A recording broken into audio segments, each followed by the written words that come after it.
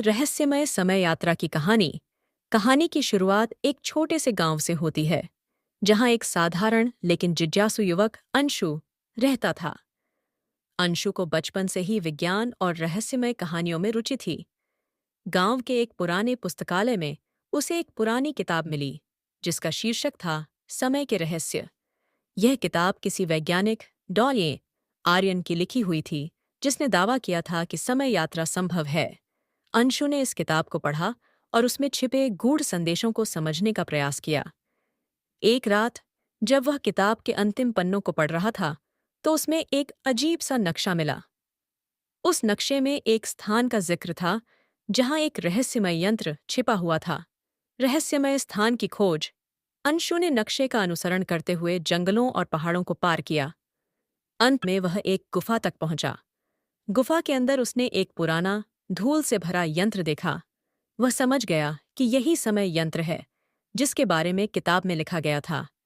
यंत्र के साथ एक नोट भी था, जिसमें लिखा था, जो अतीत या भविष्य को देखना चाहता है, उसे अपने इरादों में सच्चाई रखनी होगी। अंशु ने यंत्र को चालू करने की कोशिश की। यंत्र के ऊपर एक घुमाने वाला चक्र और कई बटन थे। उसने इसे चालू किया और जैसे ही उसने एक बटन दबाया, एक तेज रोशनी हुई और अंशु को लगा जैसे वह कहीं और खिंचता जा रहा है। अतीत का सफर। अंशु ने खुद को 17वीं सदी के भारत में पाया।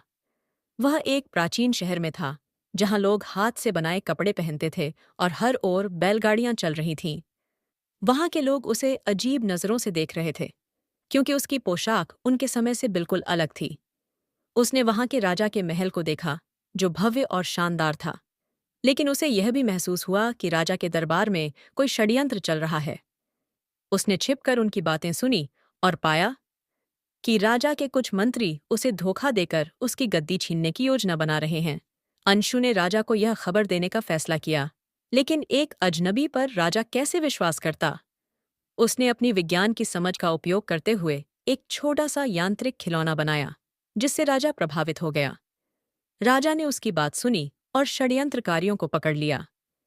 अंशु ने वहां के लोगों का दिल जीत लिया, लेकिन उसे पता था कि यह उसका समय नहीं है। उसने समय यंत्र का उपयोग करके वापस जाने की कोशिश की। भविष्य की यात्रा। इस बार यंत्र ने उसे भविष्य में पहुंचा दिया। वह 2140 के वर्ष में था। चारों ओर गगनचुंबी इमारतें थीं, हवा में उड़ने वाली कारें चल रही थीं और इंसानों की जगह रोबोट ने ले ली थी। लेकिन भविष्य वैसा सुनहरा नहीं था जैसा उसने सोचा था। लोग अकेले थे, भावनाएं खत्म हो चुकी थीं और पूरी दुनिया तकनीक पर निर्भर हो चुकी थी। वहां उसे एक वैज्ञानिक मिला, जो अंशु की तरह ही समय यात्रा पर शोध कर रहा था। वैज्ञानिक ने बताया कि तकनीक के कारण इंसानों ने अपनी संवेदनाएं खो दी हैं और अब वे मशीनों की तरह जी रहे। अंशु ने महसूस किया कि इस भविष्य में कुछ भी सही नहीं था।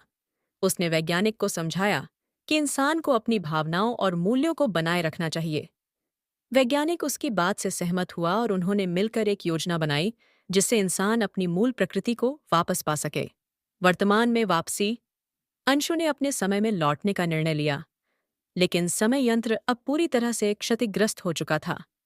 उसने वैज्ञानिक की मदद से इसे ठीक किया और वर्तमान में वापस आ गया। जब वह अपने गांव पहुंचा, तो उसे यह समझ आया कि अतीत, वर्तमान और भविष्य एक दूसरे से जुड़े हुए हैं। यदि इंसान अपने वर्तमान को बेहतर बनाता है, तो उसका भविष्य भी सुनहरा होगा। उसने गांव के लोगों को यह बात समझाई और सभी को एकजुट होकर काम करने की प्रेरणा दी। कहानी का संदेश। अंशु की इस रोमांचक यात्रा ने उसे सिखाया कि समय केवल बहाने का माध्यम है। असली बदलाव इंसान की सोच और कर्मों में है। वर्तमान ही सबसे बड़ी शक्ति है, क्योंकि यही भविष्य की नींव रखता है। यह कहानी अंशु के साहस, जिज्ञासा और सीखने की असीमित क्षमता को दर्शाती है।